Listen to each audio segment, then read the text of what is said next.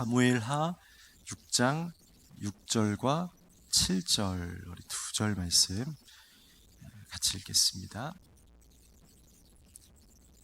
구약 471페이지입니다. 6절 7절 함께 읽겠습니다. 시작.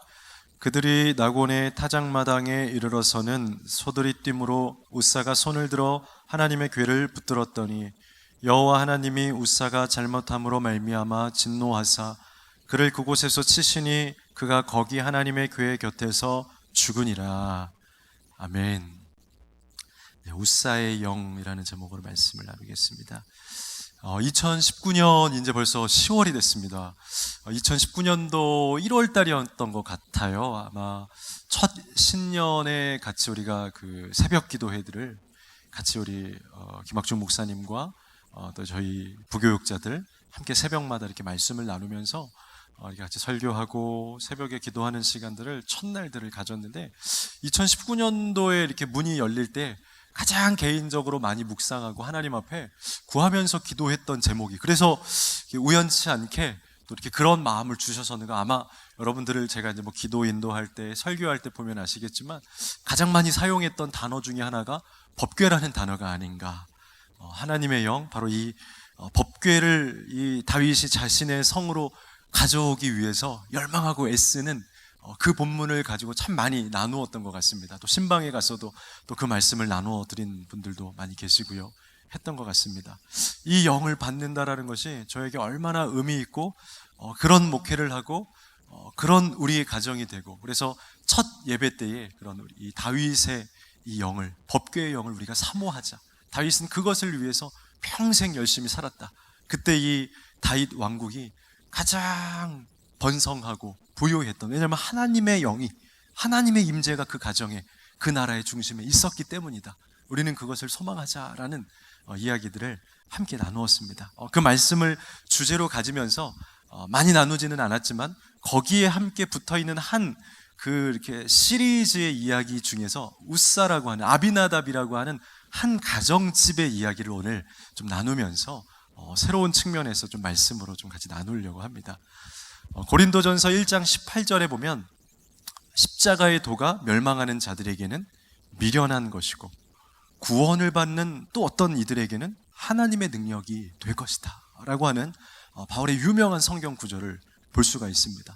이 하나님의 말씀, 하나님의 복음이 어떤 사람들에게는 날마다 살아있어서 이것이 우리를 역사하고 우리에게 날마다 생명력을 주고 우리를 구원하고 나에게 의미가 있고 나를 살리는 복음, 나를 새롭게 하는 복음, 나를 자유케 하고 날마다 이 복음 때문에 살아갈 수 있는, 어떤 이에게는 이 예배가 내가 살아갈 만한 이유가 되고 이 찬송가의 고백이 나를 오늘도 걸을 수 있게 하는 그런 한 걸음이 되게 되는 아주 중요한, 학교에 있는 이렇게 같이 모임을 하는 동기들이 있습니다.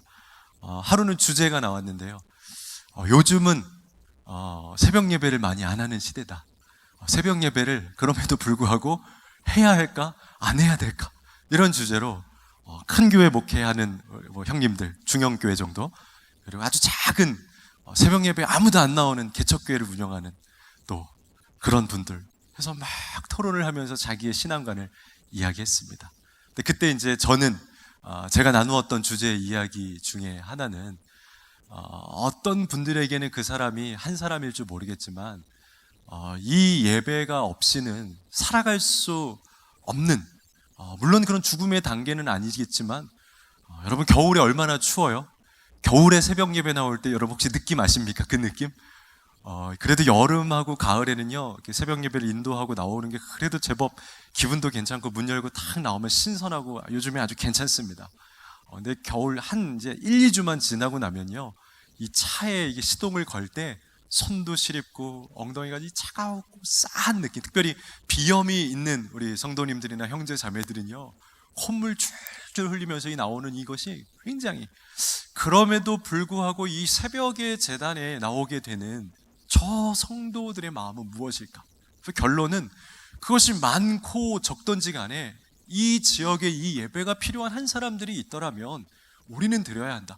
어느 누군가에게는 이 예배가 의미 없을 수도 있고 숫자의 개념으로 생각할 수도 있고 생산성의 개념으로 생각할 수도 있고 효율성의 가성비의 개념으로 생각해서 굳이 이런 예배를 해야겠느냐라고 생각하는 요즘 젊은 세대의 어떤 모더니즘 같은, 포스트 모더니즘 같은 좀 기발한 아이디어 같은, 우리는 아침에 하지 않고 저녁에 한다, 뭐 다른 방식의 뭐 여러 가지의 패턴들이 놓여 있겠지만, 그럼에도 불구하고 이 예배가 나에게는 생명이라고 여겨지는 그 단 한 사람이 있더라면 선교사도 가야 되고 교회도 세워져야 되고 예배도 이루어져야 한다.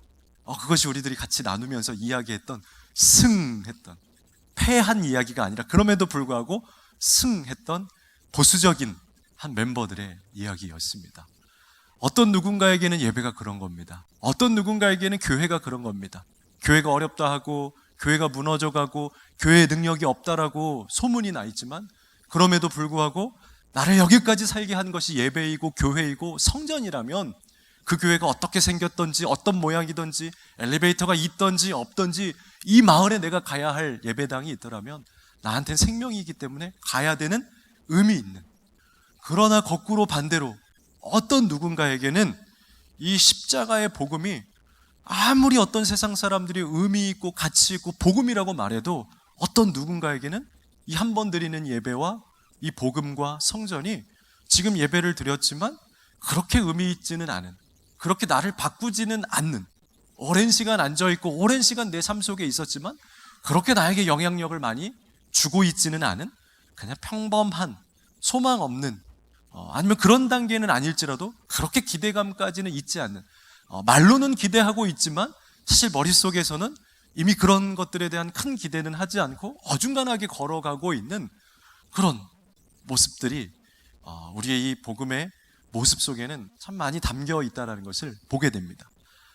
그 말씀을 바울이 그렇게 고백을 한 겁니다. 십자가의 도가 멸망하는 자들, 물론 복음 없이 구원 없이 죽어가게 될 그 사람들을 이야기한 거겠지만, 저는 이 말씀을 오늘 오베데돔의 집에 또 이 우사의 집에, 가정집의 이야기를 나누면서 이미 법궤를 가지고 있음에도 불구하고, 이미 하나님의 말씀을 가지고 있는 믿음의 가문임에도 불구하고 어떠한 사람에게는 이것이 너무 처절하게 간절하여서 이 예배가, 이 성전이 나에게 의미가 있고 생명이 되고, 그러나 어떤 사람에게는 이미 복음이 주어졌음에도 불구하고 우리에게 생명의 말씀이 날마다 들려지고 있음에도 불구하고 그냥 그저 그렇게 시간과 세월들을 허비하게 되는 우사의 집과 같은 이야기가 오늘 말씀 속에 담겨 있는데요, 우사의 집 이야기를 함께 나누어 보려고 합니다.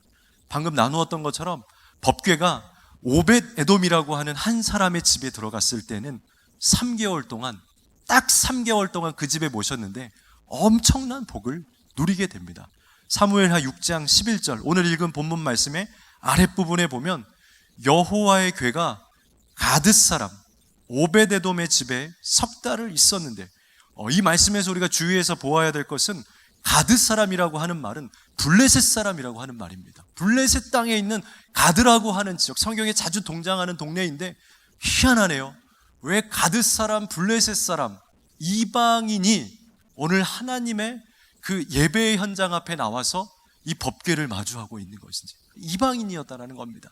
그럼에도 불구하고 그가 이 법궤를 소망하고 사모하고 자기의 집에 이 법궤를 모셨을 때 이 가정 안에 3개월을 모셨는데 오베데돔과 그의 온 집에 복을 주셨다라고 기록을 하고 있습니다.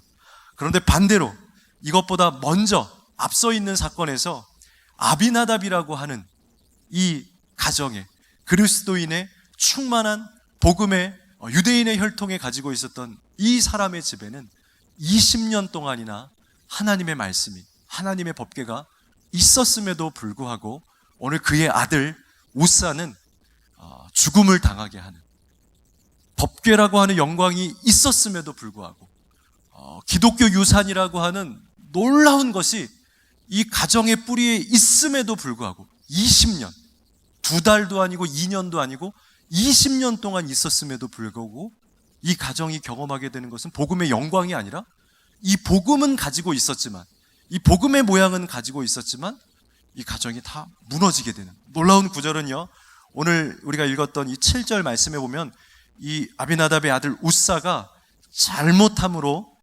하나님이 진노해서 그를 그곳에서 치셨다라고 되어 있는데, 이 구절이 다른 동일하게 설명하는 구절에 보면은 치셨다라고 되지 않고 찢으셨다라고 기록되어 있습니다. 얼마나 하나님이 이 사실에 대해서, 법궤를 가지고 있었던 하나님의 민족이, 법궤를 가지고 있었던 하나님의 나라가 법궤라고 하는 역사성은 가지고 있고 하나님의 유업이라고 하는 놀라운 기독교의 신앙은 가지고 있음에도 불구하고 그것을 지켜내지 못하고, 그것을 사모하지 못하고, 그것을 제대로 배우지 못하고, 그것 가운데 있었던 충만한 하나님의 임재를 느끼거나 누리지 못하고 그냥 20년을 허송세월 했을 때, 그래서 이 우사는 법궤를 사용하는 법을 몰랐어요. 법궤가 20년 동안 있었는데, 여러분들의 집에 여러분들의 부모님이 귀하게 가지고 있었던 아주 멋진 승용차가 있다고 생각해 보십시오. 막 아버지가 좋은 장난감 있으면 우리 아들들도 막 갖고 싶잖아요. 아버지가 갖고 있는 취미가 있어서 막 드론을, 몇백만 원짜리 드론인데 너무 재밌어. 막 날아가고 화면도 잡히고 날아가면서 막 유튜브도 막 찍고 그래요. 그럼 우리는 어떻게 해요? 아빠 없을 때 한 번만 해봤으면 하면서 이걸 다 익힙니다. 제가 핸드폰을, 당연히 저희는 핸드폰을 가지고 있죠. 저희 딸내미에게 이 핸드폰을 가르쳐 준 적이 없습니다. 기술 용법을 교육하거나 한 적이 없습니다. 근데 이 핸드폰이 얼마나 재밌고 얼마나 유익하고 얼마나 즐거운지 어느 날 우연히 지우야, 아빠 핸드폰 좀 갖다 주라. 아빠 지금 뭐 하고 있으니까 잠깐만 확인 좀 해줘. 그랬더니 딱딱딱딱딱딱딱 쫙 돌리더니, 오, 그걸 어디서 배웠어? 비밀번호는 어떻게 알았어? 아빠가 그냥 쉬운 걸로 해봤더니 열렸어. 기술법들을 다 알고 있는 겁니다. 심지어 거짓말이 아니고요, 내가 모르는 기술들도 알고 있습니다. 이렇게 지우면 돼. 나는 지우려면 X 이렇게 꾹 눌러서 지우는데 싹싹싹 지우는 거예요. 좋은 것이 있고 즐거운 것이 있고 유익한 것이 있으면 우리는 배우고 싶고 그것을 누리고 그것과 함께하는 것이 당연한 것입니다. 하나님의 법궤라고 하는 이 지구상 최고의 기쁨, 즐거움, 하나님의 은혜, 그것을 가정의 중심에 20년을 모아두었는데 우사는 거들떠보지 않았는지, 뭐 했는지 관심이 없었는지, 이 가정에서는 법궤를 가르쳤는지 안 가르쳤는지, 모르고 있는지 가치를 모르고 묻어두었는지. 다윗이 이제는 달라, 가져가야겠다라고 하니까 가져가. 나 같으면 안 주겠습니다. 한 달만 더 갖고 싶습니다. 1년만 더 가지고 있으면 안 되겠습니까? 가져가세요. 왜? 이 법궤가 뭔지를 모르니까. 이 법궤 안에 있는, 이 예배 안에 있는, 은혜 안에 있는 하나님의 영광이 무엇인지를 모르는 사람은 다른 사람이 가져가도 가져가라고 합니다. 에서가 배고플 때 야곱이 팥죽 한 그릇을 주면서, 나 너의 법궤를 가지고 싶다, 나 너의 영광을 가지고 싶다, 나 너의 장자권을 가지고 싶다라고 이야기할 때 에서가 어떻게 합니까? 그 하나님이 주신 장자권이 뭔지를 모르는 거예요. 너무 웃기지 않습니까? 하나님이 이스라엘의 장자들에게만 주신 놀라운 권세와 유업을 모르는 겁니다. 우리 믿는 자들에게 하나님이 주신 놀라운 권세를 그리스도인들이 모르니까 세상 사람들이 와서 나 그거 주라, 이제 이 교회를 성전으로 쓰지 않고 내가 조금만 더 유익한 곳에 쓸게 라고 하니까 내어주게 되는. 그래서 에서는 너무 배고픈 마음에 자신의 장자권, 오늘 본문으로 설교하면 법궤의 영광, 가문의 놀라운 법궤를 그냥 내어주게 됩니다. 이런 모습들이 우리의 세상 속에 많습니다. 우리의 영적인 현실 속에 많습니다. 제가 워낙 이렇게 사고력이 이렇게 이성적이지 않고 이렇게, 그래서 제가 설교하면 막 사람들이 이렇게 막 인상 쓰면서 들어요. 무슨 얘기인지 다 아는데 굉장히 길게 이야기하고 알 것 같은데 모르는 것 같은 것도 하고, 뭔가 이렇게 좀 그런 이야기 같은데 또 잘 모르겠고, 왜냐하면 조금 감성적이고 조금 약간 좀 이렇게 그래요. 하여튼 가슴에서 이야기를 하고 머리로 잘 못 풀어요, 아직은. 그래서 여러분 잘 생각해야 됩니다. 그러나 굉장히 심각한 이야기를 하는 거예요. 에서는 왜 팥죽을, 법궤를 야곱에게 주었을까? 우사는 왜 그 귀한 그 장자권을, 그 법궤의 그 영광을 배우지도 못하고 닦아내지 못하고 지켜내지 못하고 세상에게 주었을까? 우리 이 땅에 있는 많은 교회들과 여러분들은 똑같이 에서입니까? 야곱입니까? 하나님이 주신 장자권을 지키고 닦고 연마하고 훈련하여서 에서와 야곱과 같은 사람이 와서 달라고 해도 안 돼. 내 이걸 어떻게 너에게 줘? 이건 하나님이 나에게 주신 복음이고 능력인데 내가 어떻게 너에게 주겠어? 지켜낼 수 있는 하나님의 그런 강한 군사로 살아가고 있습니까? 많은 이 땅의 그리스도인들의 모습이 마치 팥죽 한 그릇에 우리의 장자권을, 우리의 법궤를 잃어버린 것과 같은 모습을 하고 있는 것들을 보게 됩니다. 여러분들의 자리에는 지금 법궤가 있습니까? 아니면 이미 팔았습니까? 여러분들은 오늘 이 자리에 나오실 때 팥죽 한 그릇을 먹고 나오셨습니까? 아니면 벌써 팔아버리셨습니까?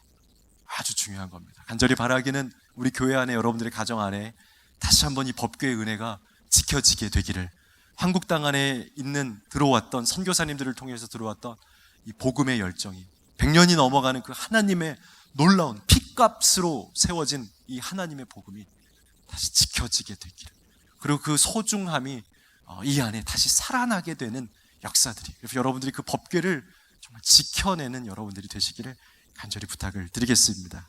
그렇다면 우사의 영이 무엇인가? 우사는 왜 굳이 그렇게 찢겨지는, 이것을 많은 학자들이 해석할 때 온몸이 터졌을 것이다, 완전히 빵 찢겨져 온 사지가 찢겨져 나갔을 것이다. 왜 하나님은 그렇게 잔인하게 이 우사의 가정을 이렇게 몰아넣으셨을까? 첫 번째로 우사의 영이라는 것은요, 하나님의 방법을 소홀히 여기는 교만의 영입니다. 옛말에 뭐로 가도 서울만 가면 된다라는 말이 있습니다. 이거는 아주 좋은 말 같고 편한 말 같기도 하지만 위험할 수도 있는 발언입니다. 뭐로 가도 서울만 가면 된다. 어떤 방법을 쓰던지 간에 서울만 가면 된다. 물론 그 의미는 길의 루트들을 말하는 거겠죠. 버스를 타던 택시를 타던 뭐 걸어가던 뛰어가던, 그 안에 조금 더 우리가 확대 해석을 해서 이걸 방법론으로 생각했을 때 어떤 방법으로라도, 어떤 무리수를 둬서라도 우리가 그 방법을 통해서 서울까지 도착하게 되는 내 목적을 이룰 수만 있다면 된다. 가는데 뭐 다른 차를 박던, 교통사고를 내던, 뭐 남에게 피해를 주던, 나는 들어가고 남들은 못 가던, 표를 내가 왕창 100장 다 사서 뒷사람을 못 가던 상관없고 서울만 가면 된다. 만약에 이런 논리라면 이것은 굉장히 위험한, 무서운 논리인 겁니다. 여러분, 이 세상은 목적도 중요하지만 방법도 상당히 중요합니다. 바른 방법으로 서울로 가야 되고요, 건강하고 깨끗한 방법으로 목적지까지 도착해야지 우리가 살아가는 이 세상은 아름답고 건강한 세상이 될 수 있습니다. 하나님 나라도 마찬가지입니다. 뭐로 가도 가면 된다라는 나라가 아닙니다. 하나님 나라에 가는데 무조건 턱걸이로 해서라도, 어떤 죄를 지어서라도, 어떤 방법을 통해서라도 사만 내면 되는 거다라고 말할 수 있는 어떤 영적인 욕심, 어떤 영적인 쟁취, 이런 의미도 분명히 성경에 있기는 합니다. 그러나 본질상 하나님 나라를 그냥 막 가면 된다, 무조건 얻기만 하면 된다, 그렇게 하나님 나라를 표현하고 있지 않습니다. 하나님 나라는 의와 평강의 나라이고 거룩과 진리의 나라이고, 제가 하나님 나라를 소망하더라도 이 나라에 가기까지 나는 거룩하고 바르고, 율법이 왜 있는 것입니까? 구원의 진리만 주면 되죠? 그렇지 않죠. 율법의 과정을 통하여서 이 땅을 살아갈 때, 천국의 문을 두드릴 때 이곳에서도, 그래서 예수님께서 천국이 어디 있냐고 할 때 네 마음에 있다, 이곳에 있다. 그 말은 무슨 말입니까? 이곳에서도 천국의 율법을 가지고 천국처럼 살아가라. 거룩한 율법, 정직한 율법, 선한 마음으로 살아갈 수 있어야 된다. 무조건 하늘에 가서만 착하게 살 것이 아니라 이곳에서도 선하게 살고 이곳에서도 착하게 살아야 된다. 우사가 왜 죽었냐 라고 생각할 때 여러 가지 묵상할 수 있는 방법들이 있겠지만, 그 중에 하나는 방법을 무시했기 때문에 그렇습니다. 그것은 다른 말로 방법을 무시했다라는 것은 우사가 이미 교만해졌다라는 것입니다. 역대상 15장 13절에 보면 이렇게 설명이 되어 있습니다. 전에는 너희가 법궤를 매지 아니하였으므로 우리 하나님 여호와께서 우리를 찢으셨으니, 여기도 똑같이 표현되어 있죠. 찢었다라고. 법궤를 매지 않고 수레에다가 옮겨 넣었기 때문에, 자기의 방법대로 자기의 방식대로 했기 때문에 하나님이 우리를 찢으셨다. 이제는 우리가 규례대로, 율법대로 그에게 구하지 아니었다. 이제는 우리가 그러니까 율법대로 하겠다라는 겁니다. 원래 율법에는 법궤를 옮길 때 수레에다 싣는 것이 아니고, 이 수레는 처음에 블레셋이 사용했던 방법입니다. 근데 이 우사와 아비나답의 가정은 다윗도 마찬가지고요. 어떻게 만질 줄을 모르겠으니까 블레셋에서 사용한 그 방법을 그대로 가져와갖고 우리도 수레에다가 싣고 가자. 그 수레 그대로를 가지고 가자. 법궤가 들어왔으면 하나님의 방법은 무엇인지, 이제는 어떻게 사용해야 되는지 연구를 했어야 되는데 하지 않고 그대로 가져온 그대로 수레에다 싣고 끌게 가는 잘못된 방법을 사용하고 있는 겁니다. 고앗 자손이 이 고리에다가 매서 양쪽에서 사방에서 이 법궤에 고리를 걸어서 손으로 만지지 않고 어깨에 메고 와야 되는 것이 율법에서 이미 기록되어지고 있는 방법입니다. 그러나 우사는 이스라엘 이 아비나답의 가정은 그것들을 무시하고 그들 안에 복음은 있었지만, 그들 안에 말씀은 있었지만 살아가는 삶의 형태와 모습 속에는 복음의 방식, 건강한 하나님의 운영 방식이나 그런 선을 실천하는 운영의 방식이 아니라 법궤는 있지만 살아가는 방식과 방법은 자기의 뜻대로, 자기의 마음대로, 자기가 생각하고 있는 기준대로, 자기가 선택한 대로 하게 하는, 복음이 우리 안에 있다라면 우리의 삶의 모습도 복음이어야 합니다. 우리의 언어도 복음이어야 합니다. 그래서 그것을 신약 성경에서는 예수 그리스도의 향기라고 이야기하는 겁니다. 우리 안에 예수가 있으면 예수의 향기가, 예수의 방식이 드러나야 되는 겁니다. 그러나 우사의 가정에는 법궤는 있었지만 법궤의 방식이 아니라, 율법의 방식이 아니라 그냥 자기의 방식. 교회는 교회고 예배는 예배로 드리지만, 성령은 성령으로 마주하고 은혜는 은혜대로 받지만, 나아가서 살아가는 우리의 방식은 또 다른 패턴. 직장은 직장의 방식, 사회는 사회의 방식, 관계는 관계의 방식. 그래서 복음의 십자가를 이 가슴 속에 두고는 있지만 마치 세상에 나아갈 때는 또 다른 탈을 쓰고 있는 것처럼 나의 방식으로 살아가는, 이것은 또 다른 말로 이것이 바로 우사예요. 우사와 같은 모습, 별반 다른 것이 없다라고 할 수 있는 모습이라고 볼 수가 있습니다. 두 번째로 우사의 영은 훈련으로 준비하지 않은 정체하는 영을 말합니다. 성경은 이 신앙에도, 신앙이 그냥 있고 없고 유무의 존재가 아니라 성숙의, 자라남의 단계가 있다라고 분명히 이야기를 합니다. 고린도전서 13장 11절에 내가 어렸을 때에는 말하는 것이 어린아이와 같고, 깨닫는 것이 어린아이와 같고, 생각하는 것이 어린아이와 같다가 장성한 사람이 되어서는 어린아이의 일을 버렸다라고 이야기를 합니다. 우리의 신앙이 점점점 자라나고 성장하고 성숙하고 훈련되고 배워지게 되는 것이 신앙의 원리라는 겁니다. 자라나야 됩니다. 훈련을 해야 한다라고 이야기를 하고 있습니다. 배우지 않고 훈련하지 않으면 우리는 정체성을 잃게 됩니다. 신앙을 가졌으니까 됐다. 그러면 결국은 후퇴하게 되는 겁니다. 여러분, 자전거 페달이 어때요? 요즘은 그 전기 자전거가 이렇게 나와서요, 페달을 돌리지 않아도 알아서 가니까요, 좋죠. 근데 그런 자전거 말고 원래 수동 자전거는 페달을 돌리지 않으면, 그래도 그냥 여러분, 페달을 돌리지 않는데 두 발로 균형을 잡을 수 있다, 나는 넘어지지 않는다, 그럼 바로 동춘 서커스단으로 가셔야 합니다. 연봉 무지무지하게 받고 그냥 바로 이렇게 해갖고 두 발 페달을 밟지 않고도 서 있을 수 있는, 신앙이 그런 원리입니다. 돌리지 않고 자라지 않고 성숙해 나아가지 않으면 그것은 결국 후퇴하는 것과 동일합니다. 그래서 히브리서 5장 13절 14절에 동일하게 이는 젖을 먹는 자마다 어린 아이니 의의 말씀을 경험하지 못한 자요, 단단한 음식은 장성한 자의 것이니 그들은 지각을 사육함으로 연단을 받아 선악을 분별하는 자들이 될 것이다 라고 말을 하고 있습니다. 날마다 자라나서 이제는 단단하게, 처음에는 이 한 바퀴를 돌리기도 어려웠습니다. 천천히 이제는 빠르게 돌리면서 아주 단단한 것도 소화해내고, 이제는 한 발로도 돌리면서 쌩쌩쌩 달리다가 중간중간에 페달을 안 돌리죠. 잘하는 친구들은 이제 쉬 돌리게 되죠. 이 자전거 돌아가는 원리를 알게 되죠. 그렇게 날마다 자라나야 된다는 겁니다. 우사가 왜 죽었을까? 또 한 가지 이 본문을 통해서 묵상해 볼 수 있는 것은 힌트의 말씀이 앞절에 있었습니다. 7장 1, 2절에 기럇 여아림 사람들이 와서 여호와의 궤를 옮겨 산에 사는 아비나답의 집에 들여놓고, 여기까지는 우리가 이해가 되죠. 블레셋에서 돌아온 법궤가 아비나답의 집에 잠깐 보관을 해둡니다.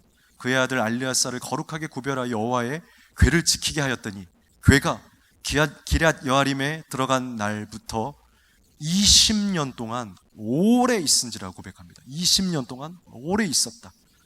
이스라엘 온 족속이 여호와를 사모합니다. 모든 족속이 이스라엘 땅에 법궤가 온 것에 대해서 사모했다고 합니다. 좋아하고 기뻐하고 찬송하고 할렐루야하고 20년 동안을 그렇게 이 법궤를 사모했는데, 정작 20년 동안 법궤를 가지고 있었던 이 가정은 앞서 이야기한 것처럼 법궤를 공부하지 않았습니다. 법궤의 사용법이 뭔지를 모르고 있었습니다. 하나도 연구하지 않았습니다. 하나도 배우지 않았습니다. 훈련하지 않고 제자리에 있고 가르치지 않고 20년 동안 도대체 뭘 한 걸까요? 우리는 법궤의 가정, 우리는 법궤의 민족, 가는 동네마다 우리는 법궤를 가지고 있지롱, 하나님 우리 복을 주셨지롱. 20년. 근데 정말 법궤 안에 무엇이 들었고, 이 법궤를 통해서 우리가 무엇을 해야 되고, 이 법궤를 통해서 우리가 어떻게 하나님께 영광을 돌려야 되고, 이 법궤를 통해서 우리 가정에 어떻게 적용을 해야 되고, 이 의미가 무엇인지에 대해서 날마다 묵상을 하거나 적용을 하거나 정말 깊은 통찰의 시간을 갖거나 그렇게 하지 않았던 것으로 보여집니다. 하나님이 법궤를 우리에게 주셨다라면, 은혜를 주셨다라면 우리는 날마다 연구해야 됩니다. 하나님이 이곳에, 이 땅에 복음을 주신 이유가 뭘까? 여러분들 있는 가정의 상황들이 다 다를 거예요. 저의 가정의 상황이 틀리고 여러분들의 상황이 틀리고. 여러분, 우리를 무엇을 묵상해야 되느냐? 나에게 하나님이 은혜를 주신 이유가 뭔가? 하나님은 나를 왜 이 땅에 불러주셨나? 그러면 나는 이 은혜, 그러니까 법궤라는 말과 다 동일한 이야기예요. 이 법궤를 내가 가졌는데 그럼 나는 이 법궤를 앞으로 어떻게 써야 하고, 이 법궤를 통해서 어떻게 우리의 가정을 구원해야 되고, 이 법궤에 이 하나님 주신 은혜를 가지고 나는 어떤 소명으로 살아가야 될 것인지. 주머니에 법궤가 있다고 해서 이 법궤가 자라나는 게 아닙니다. 꺼내서 연구하고 공부하고 훈련하고 암송하고 날마다 고민하고, 어쩔 때는 이 법궤가 사용되지 않아서 하나님의 은혜가 있을 때도 있는데 어쩔 땐 깨달아지지 않아서 말씀이 말씀으로 들려지지 않고 시험에 들을 때도 있고 무슨 말인지 모를 때도 있고, 깨닫고 싶어서 공부하고 싶어서 날마다 연구하는 그 시간이 자라면 결국에는 법궤의 달인이 되는 겁니다. 다윗이 와서 법궤를 가져가자, 수레를 내어놓으라. 아비나답이 어떻게 해야 됩니까? 우사가 어떻게 해야 됩니까? 제가 20년 동안 이 법궤를 지켜봤습니다. 당신은 이 법궤에서 멀리 있는 다윗성에서 마음만 가지고 살아갔지만 나는 이 법궤를 지키면서 늘 연구하고 공부하고 이 앞에 무릎 꿇고 기도했습니다. 다윗님, 이 법궤는 그렇게 끌고 가는 것이 아닙니다. 이 법궤는 제가 율법책을 보여드리겠습니다. 막 침발라고 착착착착착착착착착착착 여기 있지 않습니까? 고리엠에서 고핫 자손, 레위 자손 중에서도 고핫 자손, 다 그 지파 사람들이 어깨에 메고 그들이 함께 예배하며 번제를 드리며 그렇게 걸어가야 됩니다. 이 새 수레를 그냥 가지고 갔다간요, 다시 이 땅에 재앙이 오고 문제가 생깁니다. 법궤는 그렇게 하는 건 아닙니다. 말씀대로 가지고 가야 됩니다. 그렇게 해야 되는 것이 우사의 역할이었습니다. 여러분들에게 하나님의 복음을 하나님이 주신 이유는, 여러분들의 부모 세대, 선조 세대부터 여러분들에게 주신 이유는 옛다 가져라, 누려라가 아니라 주신 복음과 주신 말씀을 다시 연구하고 이 세대에서 어떻게 또 다윗성까지 옮길 수 있을 것인지. 여기서 말하는 다윗성이라고 하는 것은 다음 세대 혹은 선교의 지역, 바톤 터치를 해야 될 그 어떠한 영역. 근데 우리는 법궤가 왔다, 좋다 가지고 쌈 싸먹고 있는, 이것을 어떻게 전달할 것인지. 그래서 교회는 선교해야 되는 겁니다. 법궤를 주셨는데 이 법궤의 은혜를 어떻게 나눌까? 이 법궤의 은혜를 어떻게 저 열방으로 전할까를 날마다 고민해야 됩니다. 얘네들은 고민하지 않은 겁니다. 훈련하지 않은 겁니다. 연구하지 않은 겁니다. 그럼 법궤를 연구해야 됩니다. 이 대한민국에게 하나님이 왜 은혜를 주셨는지, 우리 가정에게 왜 나를 선택하고 지목하셔서 나를 이 가정에 세우셨는지, 하나님께서 여러분들을 이 교회 가운데 왜 부르셨는지 연구해야 됩니다. 불평하거나 힘들어하거나 어려워할 틈이 없습니다. 그냥 이런 게 어려워요, 이런 게 좀 힘들어요, 그럴 틈이 없습니다. 연구하십시오. 왜 어려운가? 그럼 나는 어떻게 노력해야 되는가? 진취적이고 긍정적이고 선하고 방향성 있는, 법궤가 무서워요, 법궤가 힘들어요 하고 우사가 있으면 찢어져 죽게 되는 겁니다. 그러나 법궤를 어떻게 해야 될까요? 법궤를 어떻게 나눌까요? 다윗이 그렇게 사모하던 법궤를 다윗에게까지 안 갖고 가고 나한테까지 갖고 왔는데, 그렇게 의미 있는 법궤인데 이게 우리 가정에 와버렸습니다. 센스가 좀 있어야 됩니다. 영적인 눈치가 있어야 됩니다. 이 법궤는 원래 다윗 겁니다. 왕 겁니다. 근데 여기다 맡겨놨다는 것은 굉장한 영적인 부담감이 필요했던 거예요. 이걸 왜 우리 집에도 납두고 가지? 안 돼, 안 돼, 안 돼, 안 돼, 안 돼. 그래야 되지 않습니까? 저희가 막 가려고 그러면 피하잖아요. 오지 마세요, 오지 마세요. 앉지 마세요, 앉지 마세요. 저희 옆자리 맨날 비어더라고. 안 앉으시고. 그런 것을 법궤가 오면 그렇게 두려워해야 되는 것인데, 얘네들은 무서워요라고 그냥 피하만 있고 멀찌감치 있고, 그것을 오히려 연구하면서 다윗이 그렇게 소망했던 법궤가 이 가정에 왔다라면 정말 이 법궤를 그 다윗 왕의 뜻대로 살리기 위해서, 모세의 장막에 있었던 그 하나님의 뜻을 살리기 위해서 내가 어떻게 해야 될 것인지에 대해서 그 연결 브릿지가 되어서 여러분들에게 잠깐 맡겨둔 겁니다. 여러분들 게 아닙니다. 이 복음은 흘러서 여러분들에게 왔지만 잠깐 맡겨두신 겁니다. 이제 이 법궤는 다윗의 성으로 가야 합니다. 원래 있어야 할 하나님의 자리로 가야 합니다. 근데 우리는 20년간 묵혀두고 있습니다. 보지도 않았습니다. 예배를 드렸나 안 드렸나도 모르겠습니다. 기록은 없습니다. 그러나 오늘 이 말씀에 보면 20년 동안 오래 있었는데 이스라엘 온 족속이 여호와를 사모했다라는 기록은 있습니다. 그러니까 오히려 법궤 옆에 없는 주변 사람들은 기뻐했다라는 겁니다. 근데 어느 구절에도 아비나답이나 우사가 기뻐했다라는 기록은 없습니다. 묘한 겁니다. 이게 우리 안에 숨겨져 있는 철학적인 영적인 실태이고 모습인 겁니다. 법궤를 사모하고 훈련하고 연구하고 이것을 어떻게 가치 있게 다음 세대로 연결할 것인지에 대한 놀라운 연구가, 그래서 우리 교회 안에, 광교 꿈의 교회 안에 바라기는 법궤 연구소, 멋있죠? 우사 연구소, 그런 거 생겨갖고 하나님의 복음이 브릿지로 연결되어서 다윗성으로 꼴이 날 수 있도록 가게 되는 막 그런 게 생기고, 그런 비전들이 생겨요. 그러면 가치인 겁니다. 사도행전 17장 11절에도 베레아에 있는 사람들은 데살로니가에 있는 사람들보다 더 너그러워서 간절한 마음으로 말씀을 받고 이것이 그러한가 아니한가 하여 날마다 성경을 상고했다, 연구했다는 겁니다.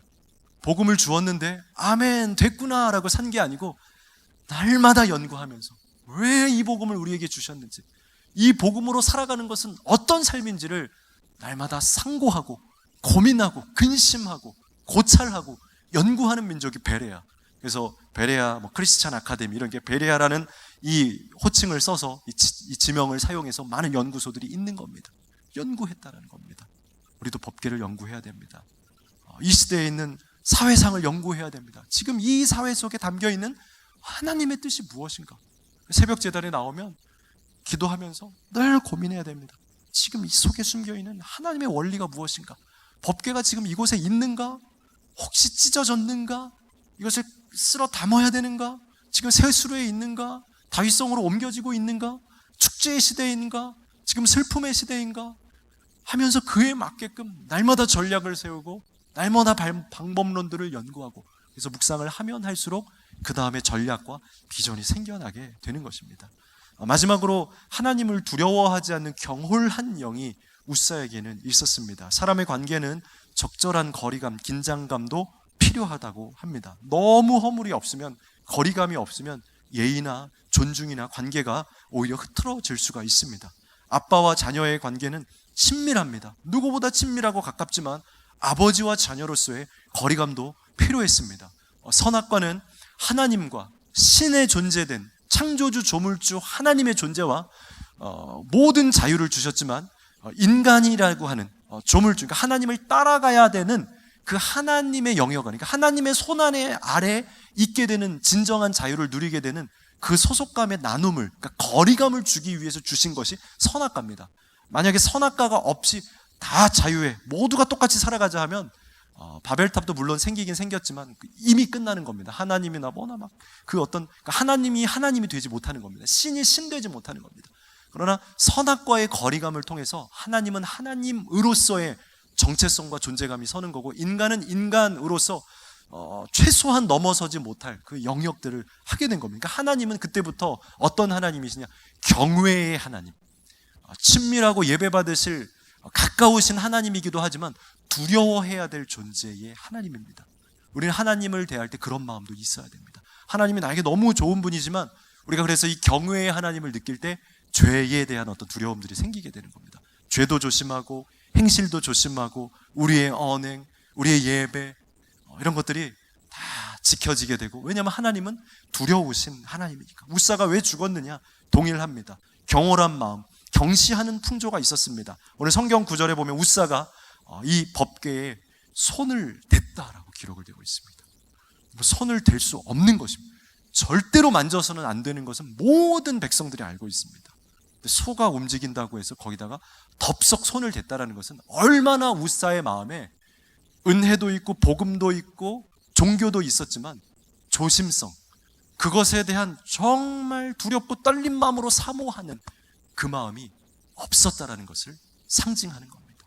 우리에게 복음이 이제 100년이 넘는 친근한 복음으로 다가왔지만, 이제는 이 복음을 지켜내지 않으면, 이제는 이 복음으로 정말 아름다운 삶을 살지 않으면 하나님이 우리 민족을 어떻게 하실까?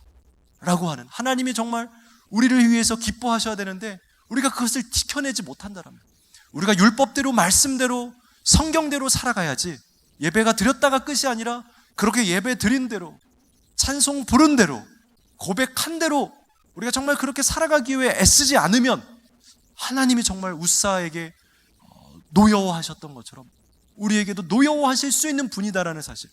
근데 어느덧 이 복음의 이 시대에는 은혜의 복음만 너무나 많이 들어오다가 보니까 하나님이 그래도 우리를 살릴 거고, 그래도 용서할 거고, 그래도 너그러이 다 봐주실 것이라는 경외와 두려움은 다 사라져버리고 하나님을 만져도 될 것 같은, 만진다라는 이 표현은 넘어선다라는 표현입니다.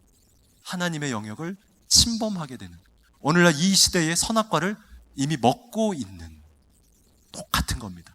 선악과를 만지지 말라고 말했는데 만지고 있는.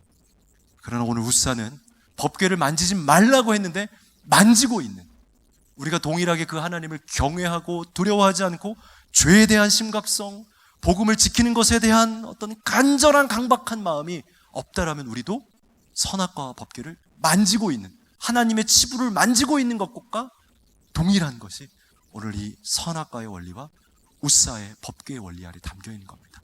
우리 하나님을 두려워해야 됩니다. 죄를 두려워해야 되고요, 정말 하나님을 두렵고 떨리는 마음으로 섬기는 마음도 이제 필요합니다.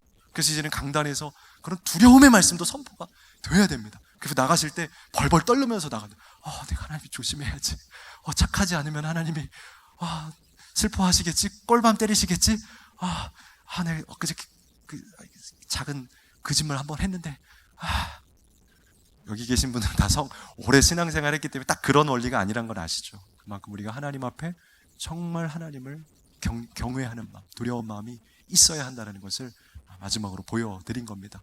그러면 선악과는 넘어가서는 안 됩니다.